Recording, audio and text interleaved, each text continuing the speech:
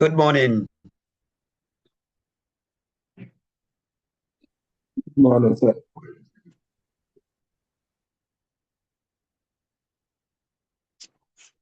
Good Okay, morning. So yeah, can we start?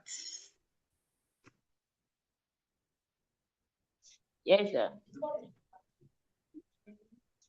All right. So today, basically, we are looking at economic environment and market structures.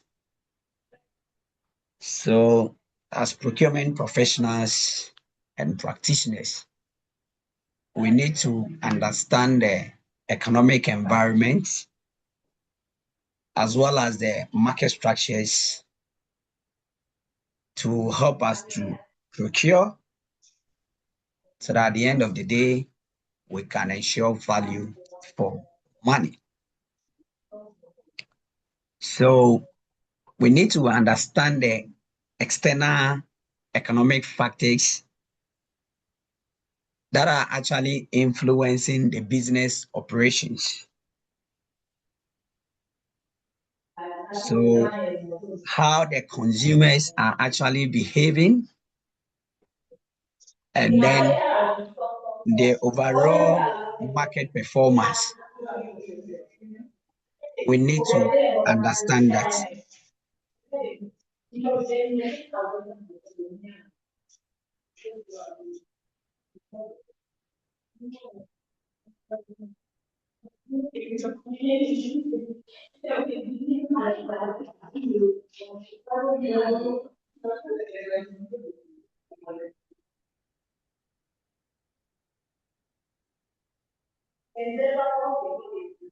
Rafina, I think your background, there is noise. Oh,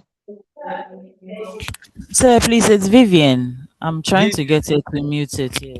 Oh, okay, okay. Done.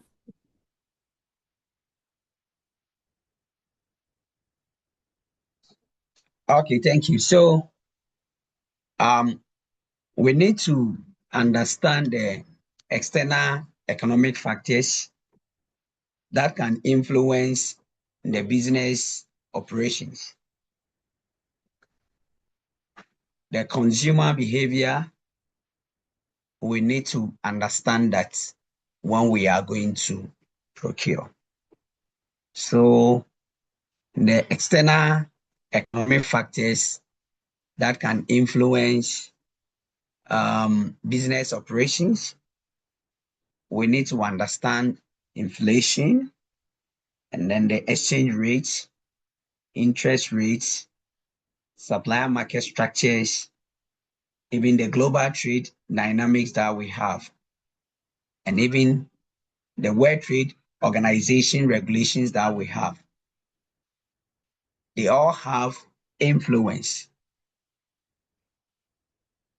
So we need to understand these external economic factors when we are procuring or whenever we want to procure.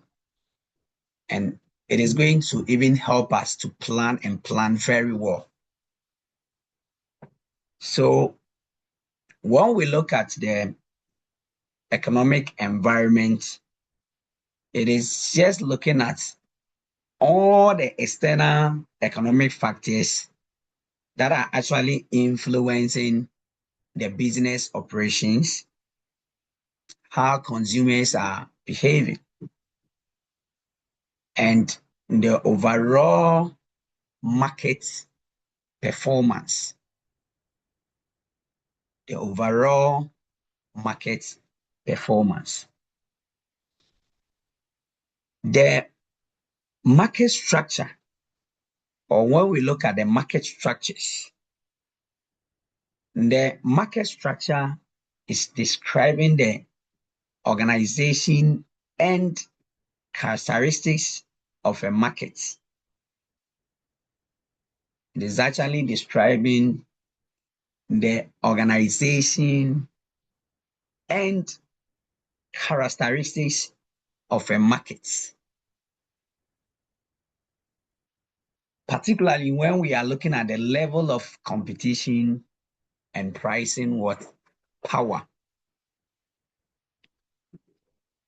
So when Ghana was actually experiencing bottled water, we could see how Voltic was actually positioning itself in terms of the competition, in terms of the pricing power. So we need to know the characteristics of the market. And then we need to know the level of the competition in there, how the companies, the manufacturers, the suppliers are indeed competing over there, so that it is going to guide us to procure. So we need to understand the external economic factors first, because they can influence the business operations, how the consumers will behave, and the overall market performance. We need to understand that. And that is looking at the economic environment.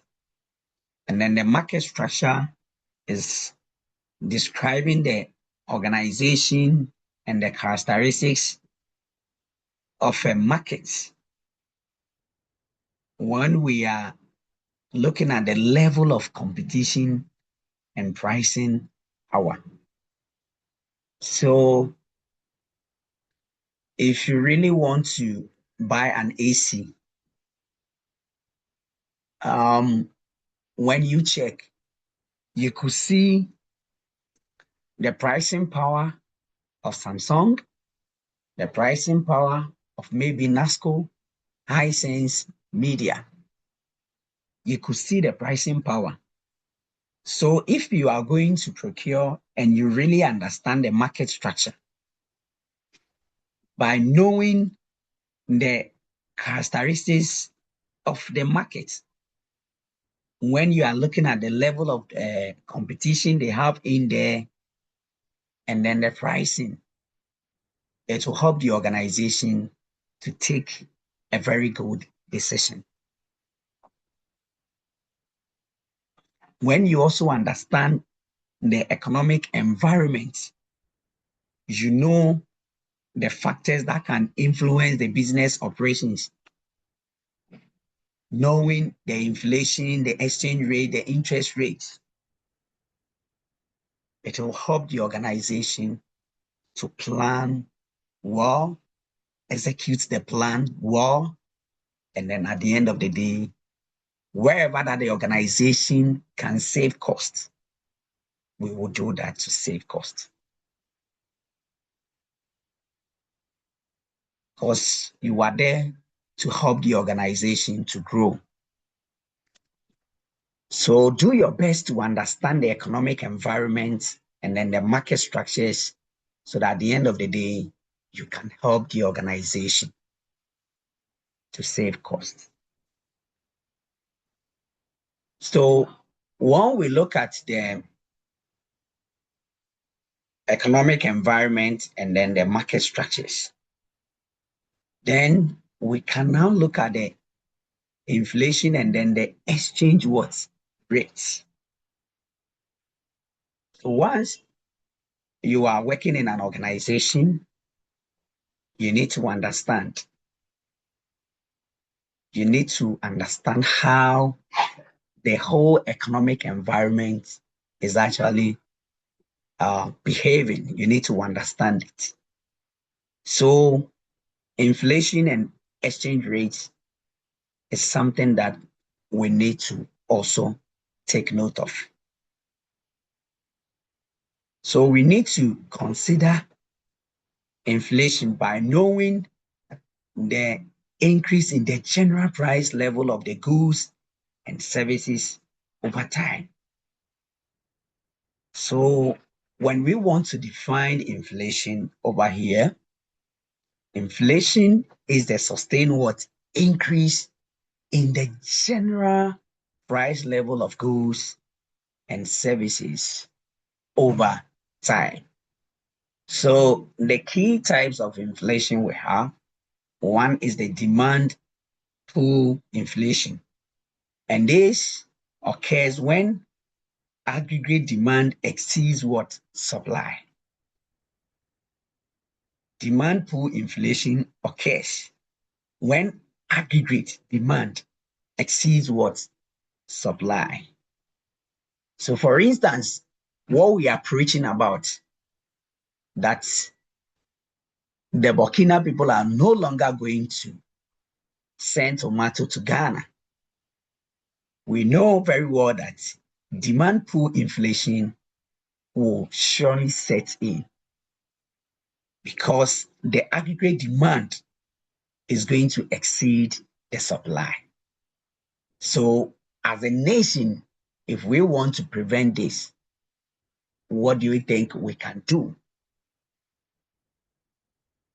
Or if you are the procurement manager in an organization, you need to start thinking about what the organization can do. And then we have the cost push inflation. Cost push inflation. This is caused by rising production costs.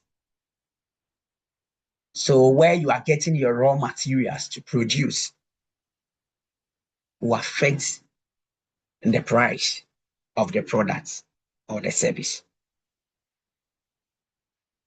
So we all talk about cheap labor, and we are thinking about China. When the companies were moving there, they were actually entertaining them, learning by pushing for cheap labor. So there is a cost push inflation, and this is caused by rising production cost. And that is how come if you want to procure even goods made in Ghana here, sometimes it is far cheaper for you to import it from China. Even when you are paying the import duties and all that, it is still cheaper than what we are producing over here. Simply because of what? Cost push inflation. The raw materials that the organizations are procuring to produce are quite expensive. It's very high, the cost. So at the end of the day, they produce, and when they are selling it to us, the price is high. Then we have the built-in inflation. This is driven by what? Expectations. So it is also known as wage price spiral, driven by expectations. So people will sit down and they know that there's going to be a shortage of this or that, and people will start rushing for it. And when it happens like that, the price of the goods and that service could go up.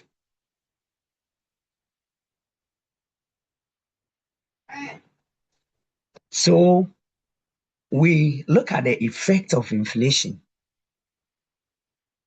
It is going to reduce the purchasing power of the organization.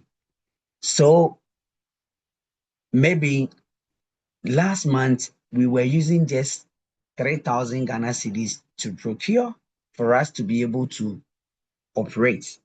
Now the purchasing power is going down, so we may need about 6,000 to be able to procure.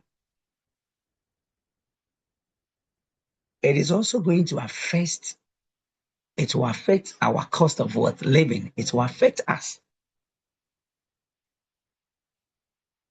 Because now you can no longer survive by spending 2,000 a month. Price of goods and services are increasing. So now you may need 4,000 to be able to survive for a month. So it is going to increase cost of what? Living. So once there is an increase of our fuel, the drivers will increase the fares. Lorry fares are going up. When you go to the market, you want to buy something, they are telling you, oh, because of this. So the cost of transporting it to the market, they will also increase it. So it is going to affect everything that you want to procure. So there's going to be an increase cost of what? Living. And when it happens like that, it is creating uncertainty for businesses. Businesses, they are even finding it difficult to know how best they are going to survive.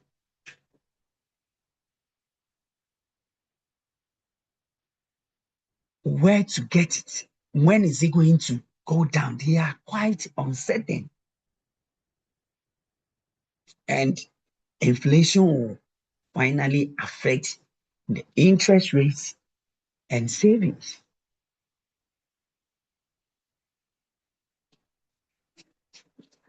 Okay. Then we can look at the exchange rates. We look at the exchange rates. So an exchange rate is what? The value of one currency in terms of another. An exchange rate is the value of one currency in terms of what? Another. So when we pick one cedi or when we pick $1, US dollar, Canadian dollar, we compare to our currency, Ghana cedi. So an exchange rate is the value of one currency in terms of what? Another. So we check. So we consider the types of what? Exchange rate systems that we have. And we have the phased exchange rate, we have the floating exchange rate, and then we have the managed floats. So the fixed exchange rates, the government or the central bank is controlling the rate. The floating exchange rate is determined by the market what forces, that is the demand and then the supply.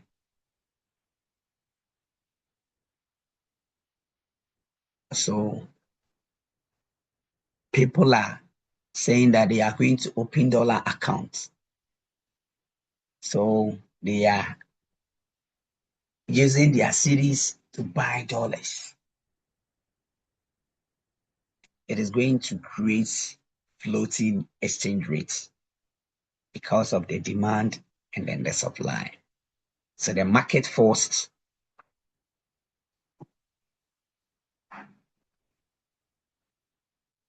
managed floats. That is the combination of the two.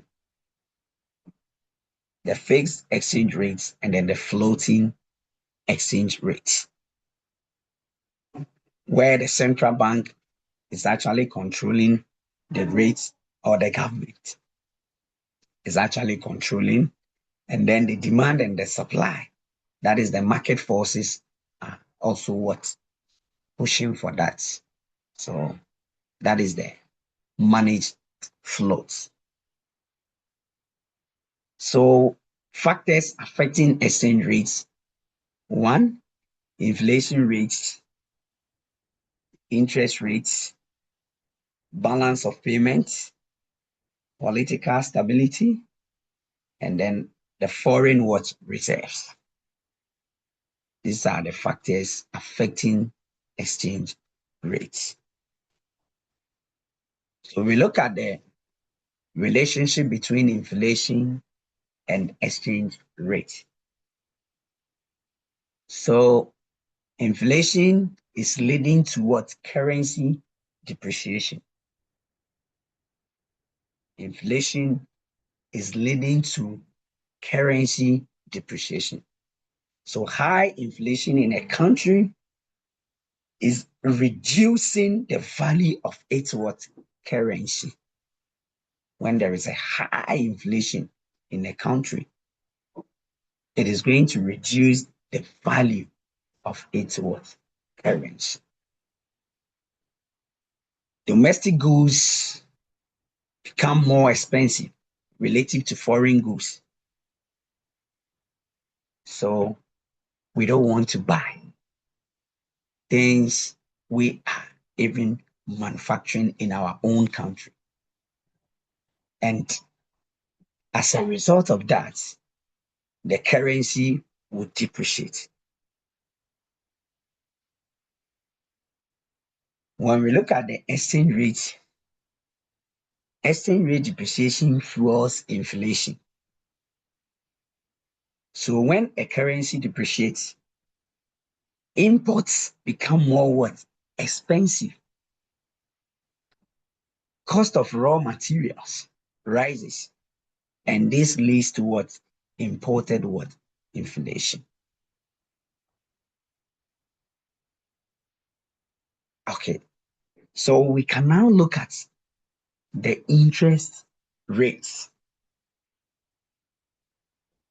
We need to look at the interest rates. So the interest rates represent the cost of borrowing money or the return on savings, usually expressed as a percentage of their principal over a specific what? Period. So your business may want to um, finance a project, but not by equity financing, but probably you are looking at um,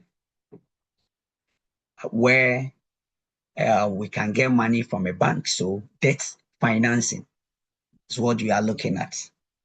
But we need to understand the interest rates so that the things that we want to procure, the things that we want to do, the services that we need, we will analyze it very well. So we need to understand the cost of borrowing the money.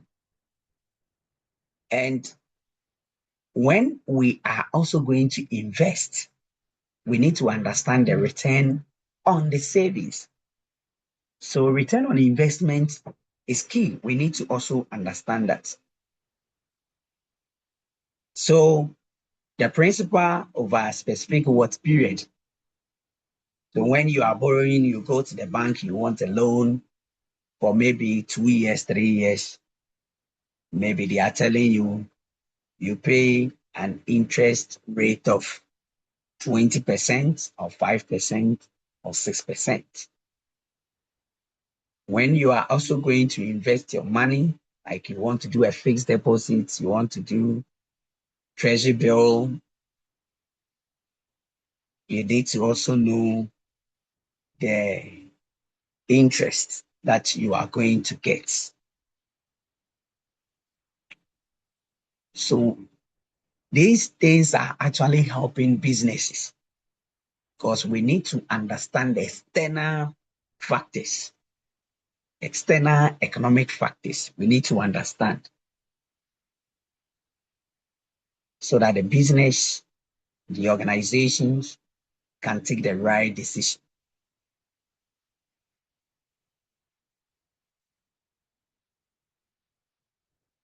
So we look at the types of what? Interest rates.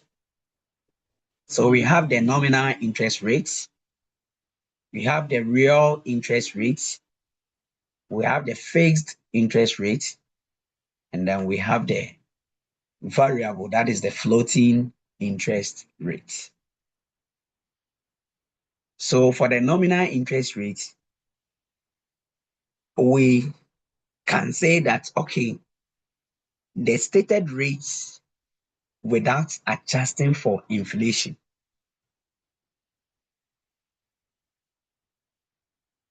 Now, the rates, if it is 20%, the bank will not adjust it because the inflation is actually going up or going down. So if it is rising or decreasing,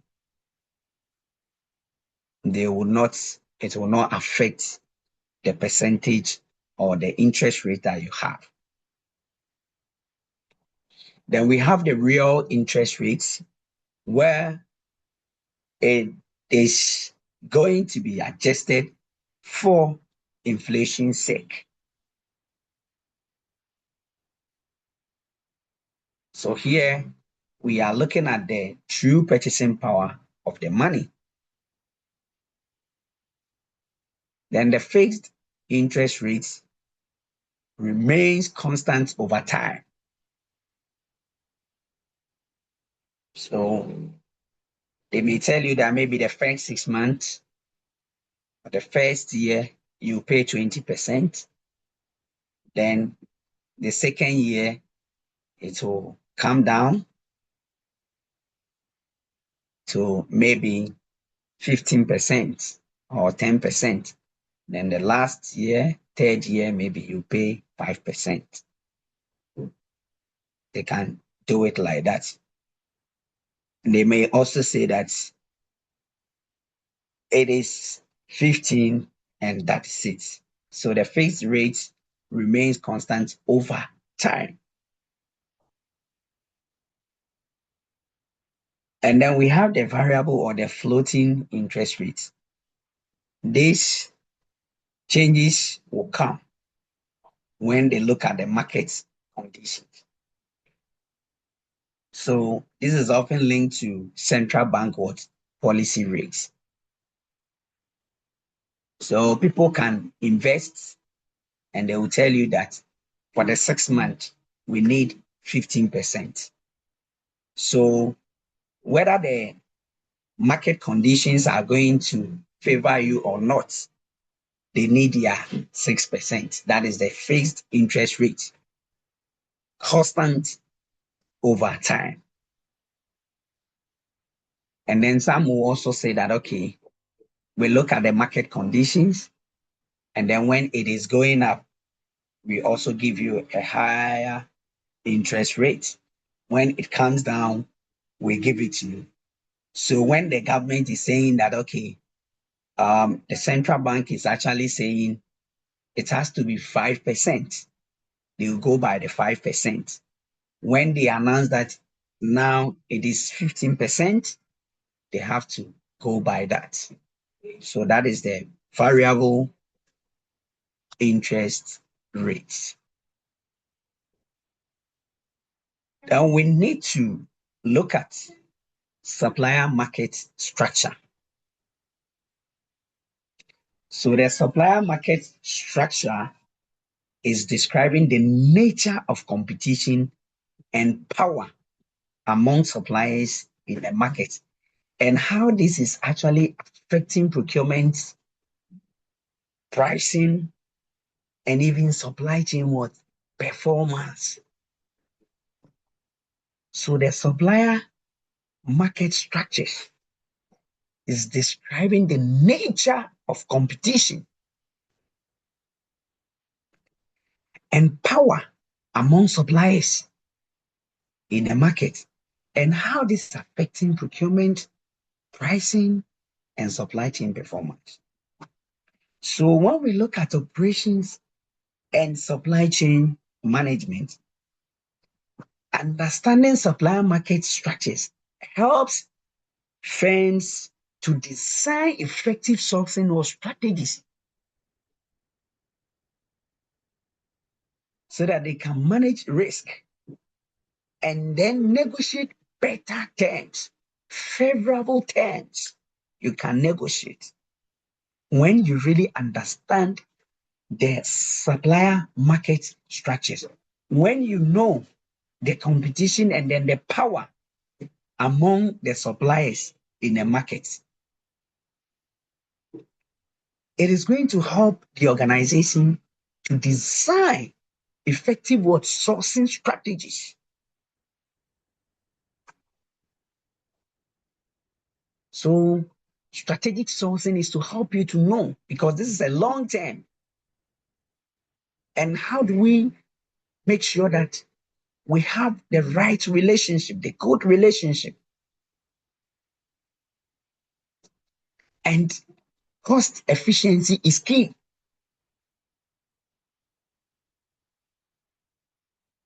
And the sourcing should even give the organization competitive advantage so that we can sustain the business. So that is how come in operations and supply chain management, understanding the supplier market structures helps firms design effective sourcing strategies.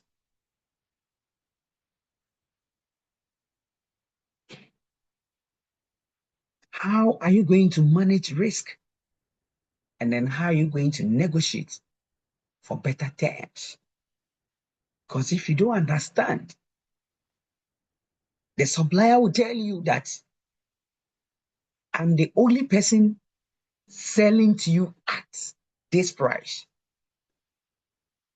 But when you know the supplier market structures, then you even know the competition over there, that we have another strong competitor who is even giving it below the price that that supplier is even quoting.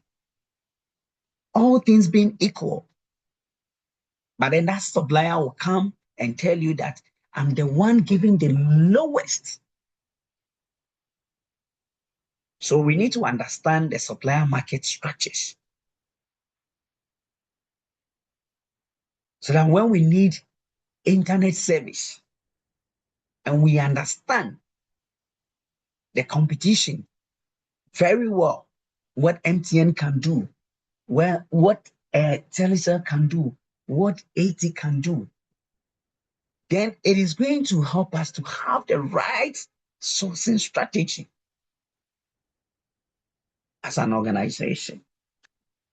And that is going to help us to sustain the business, to reduce risk, to save costs, and even gain competitive advantage.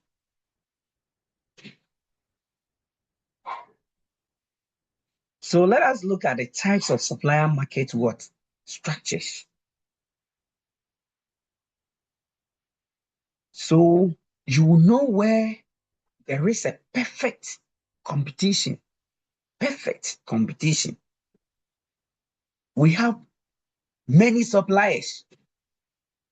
So we have Vena, we have Vortic, we have Belacqua, we have Awake, we have, so you can name them. You will know that there is a perfect competition. We have many suppliers. So here, the supplier market structures, when we look at the types, we will know perfect competition. Large number of suppliers are there for you. Standardized, that is homogeneous products. There is a low, if you want to switch, there is a low switching cost. high transparency in pricing. High transparency in pricing. So you can know the price of NASCO, you can know the price of Hisense, you can know the price of media, you can know the price of Samsung, you can know. So you can, there is a high transparency in pricing. That is perfect competition. So when we look at our agricultural raw materials like the maize, cocoa in Ghana, we know. So what are the implications for the buyers? There is a strong buyer power. Once there is a perfect competition, there is a strong buyer what? Power. You have the power to negotiate for even lower what? Prices. You can do that. And there is an easy supplier substitution. So if this supplier is not doing well, quickly, because perfect competition, there is a low switching what cost. So if you want to switch, there is a low cost. So that is the perfect competition for us. Then we have monopolistic competition. Here we are looking at differentiated what suppliers, where we have many suppliers, but the products are differentiated in terms of quality, in terms of branding, in terms of service. So that is monopolistic competition. And here there is a moderate switching what cost. Unlike the perfect competition. Perfect competition, there is a low switching cost. But that of the monopolistic competition, there is a moderate. If you want to switch, switching over here, there is a moderate switching what cost. Because the products are differentiated by the quality, the branding, the service. So maybe one is telling you that, okay, this one, our service is a reliable one in terms of product quality. So we need to know that. So that when we are procuring for the organization, we can justify. So maybe we need office supplies. We consider packaging materials and implications for buyers.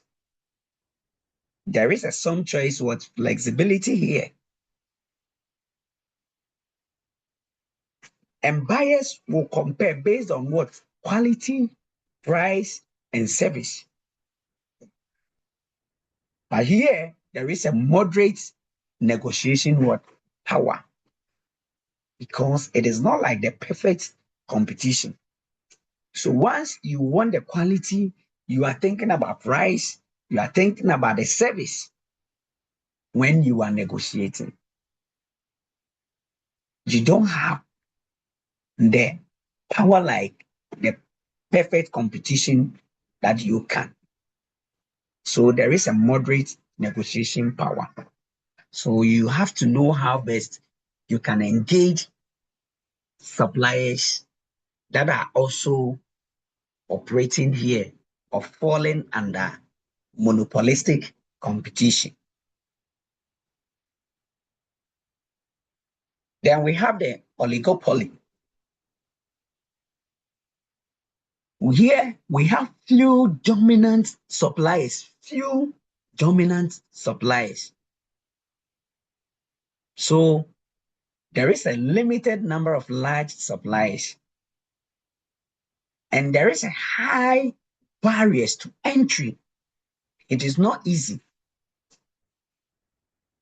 And the suppliers may be interdependent.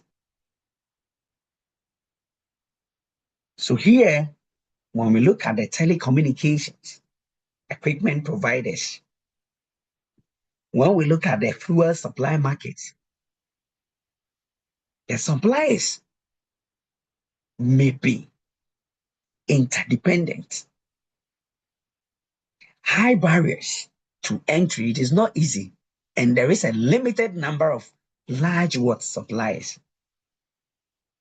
So implications for buyers over here. Limited options is leading to reducing of bargaining power. You cannot even bargain. Risk of price coordination or supply restrictions.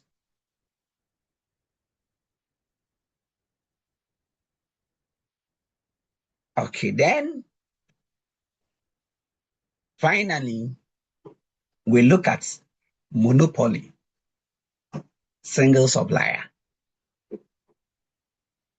Here, only one supplier, no close substitute, high entry barriers. So, example is a world specialized technology, or where we talk about patented products. Public utilities in some economies. Electricity Company of Ghana, Ghana Water Company. Public utilities in some economies. Monopoly, single supplier. So here, the implications for the buyers is that there is a high supplier power. Sometimes there is no negotiation with leverage, or just a little. And there is a risk of high prices and supply dependency. You are only relying on that supplier.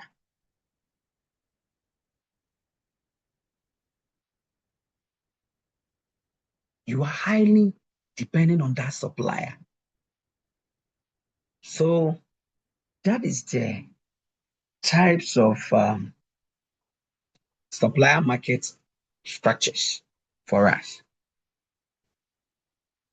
So now we can now look at global trade dynamics. Global trade.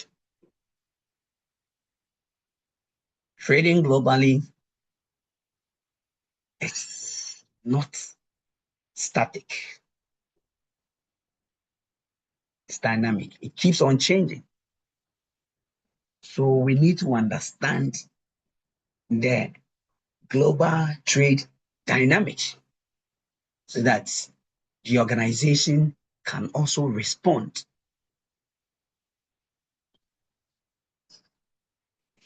So the global trade dynamics refer to the patterns, the forces, and relationships that is shaping the exchange of goods, services, capital, and technology across countries. So these dynamics influence economic growth, supply chains, competitiveness, and policy decisions worldwide.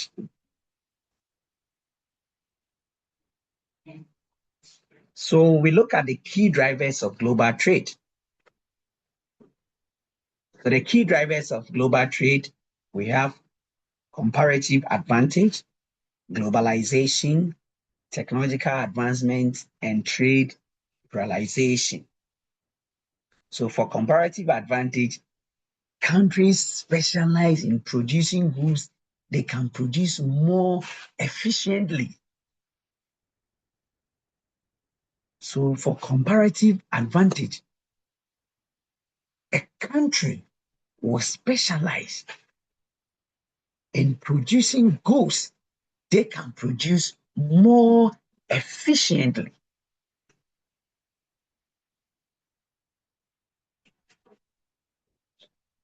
And what we look at, so whenever that we talk about that product in terms of price, we think about that country. And that is how come we are here. Vietnam, we are buying rice from there. They have specialized in producing the rice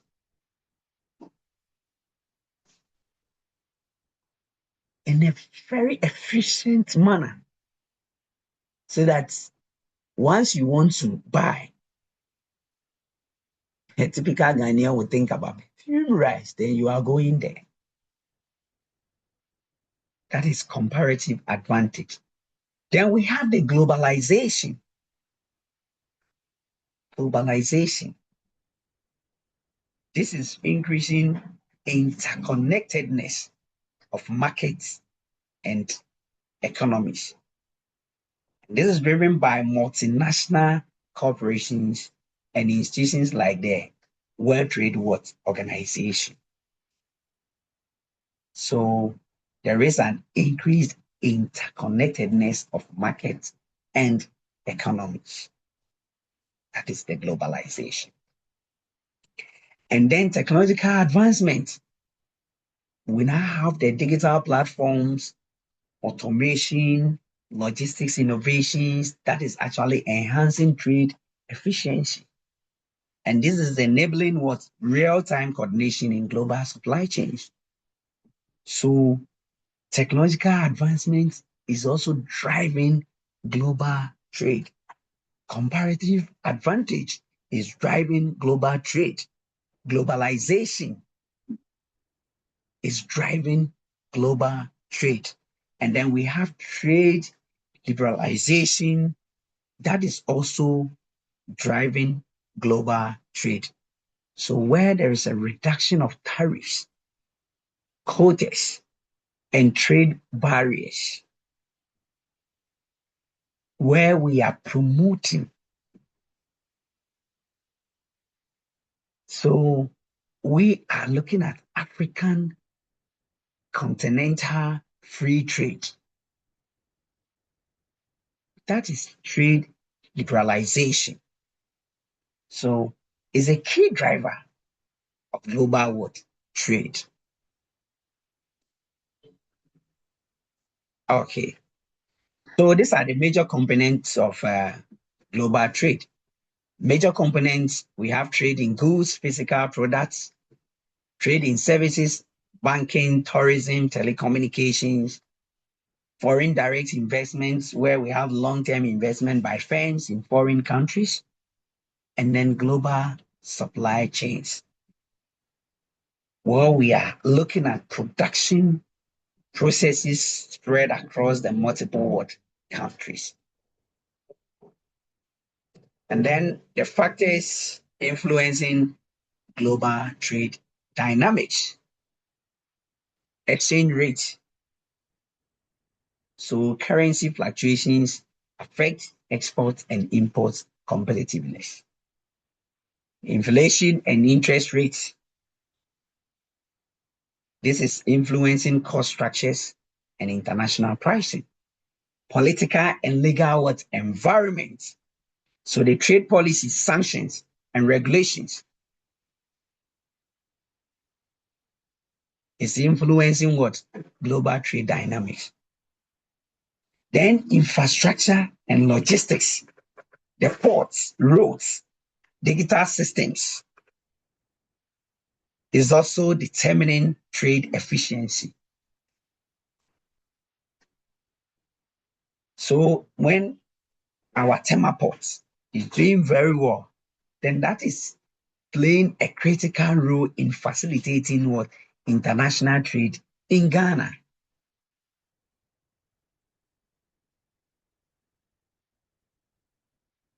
And we look at the current trends in global trade. So we have regional trade blocks where we are looking at the growth of regional agreements, such as the ACTA that we spoke about, encouraging intra-African trade, that is the regional trade blocks. We have the digital trade, so e-commerce and digital services that is expanding rapidly. Then we have supply chain resilience. Firms are diversifying suppliers due to disruptions. Example is the pandemic. And then we have protectionism versus liberalization. So some countries may impose trade restrictions to protect domestic industries, just like what Burkina is doing.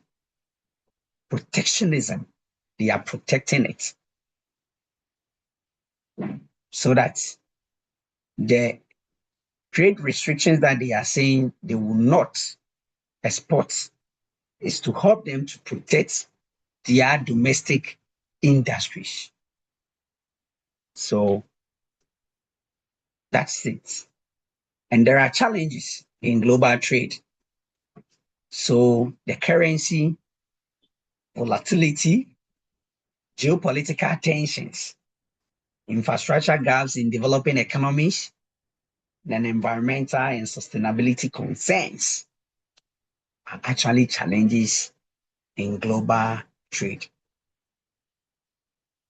So environmental and sustainability concerns when you want to send things from here to UK, you need to understand their environmental policies, how things that you are going to use to do your packaging, you need to understand the environmental issues before you can really export. So infrastructure gaps in developing economies. If we want to even bring more goods, and the whole port is highly congested. So how do we then clear our goods when there is a congestion? And countries having issues with politics, wars here and there.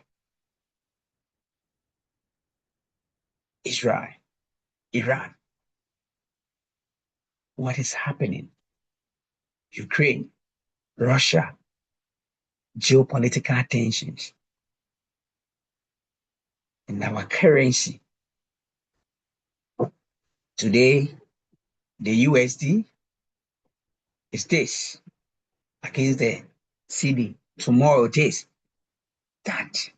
So that is also a challenge.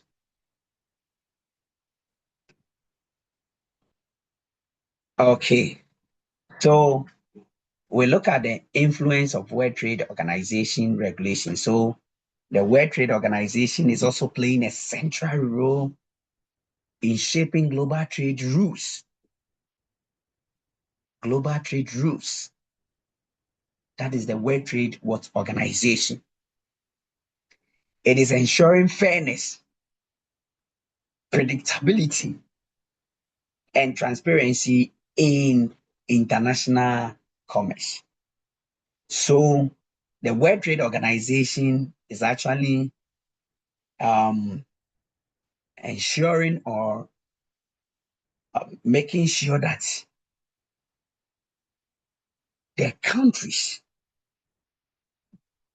they are designing the trade policies and how businesses will operate across borders. So its regulations influence how countries design their trade policies and how the businesses operate across the borders. So that is the World Trade Organization. So we look at the core functions of the World Trade Organization with regulations. One is trade what liberalization.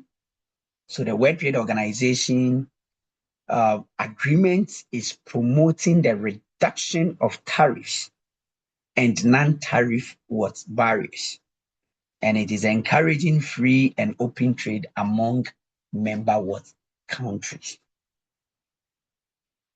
So that is World Trade Organization regulation, trade liberalization, and the rule-based trading system, where it is providing a legal framework governing international trade.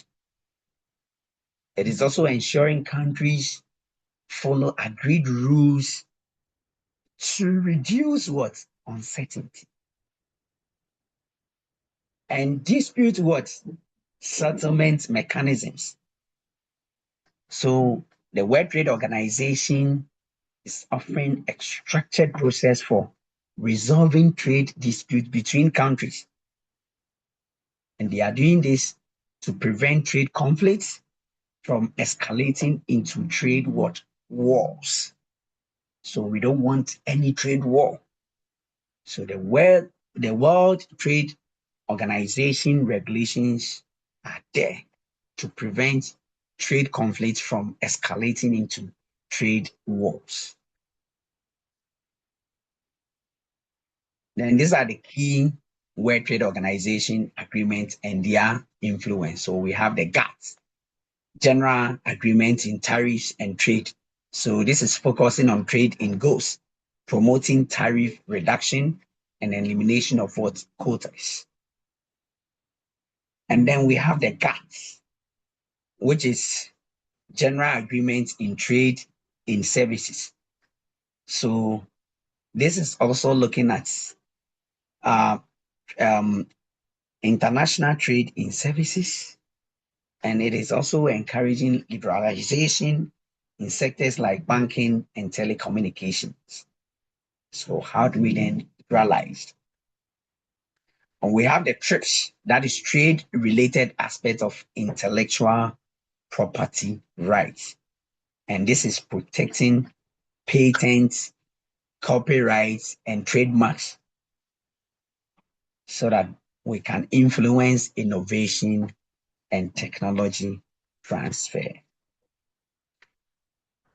So impact on national economies. We look at the World Trade Organization regulations, impacts on national economies. One, it is creating an increment of what? Market access. So once you are part, you gain access to global markets.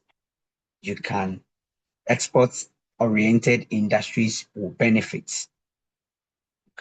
Policy discipline. So government must align policies with the World Trade Organization rules. Then this is helping us to reduce arbitrary what? Trade restrictions. And then economic growth. So trade expansion contribute to the gross domestic product growth, encourages efficiency and specialization. Countries like Ghana, World Trade Organization membership is actually supporting integration into the global economy. So impact on businesses, there is a greater predictability because it is ensuring stable trade policies. It's reducing business risk, and there is an increased what? Competition for businesses. Firms face competition from foreign producers, and it is driving innovation and efficiency. And then supply chain expansion. There is now easier sourcing of raw materials globally, and this is enhancing global supply chain what? Integration. So it has influence on developing countries. So opportunities, Now, developing countries will have access to larger markets. They can now participate in global value chains. And then there is a technical assistance and capacity building. They have challenges like difficulty, competition with the developed economies. Yes, developing will have difficulty competing with developed economies. And then compliance costs with the World Trade Organization standards, and then limited bargaining power. So there is this small case study that you read, and then you answer the questions. Any questions so far?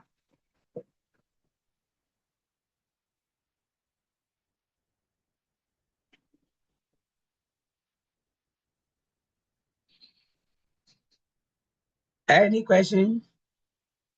No, sir. Okay, that is great. So we will end here. I'll share the slides with class rep, and then you start reading. Okay, so enjoy the rest of your weekend. Bye-bye. Thank you. Bye. Thank you, sir. Bye-bye.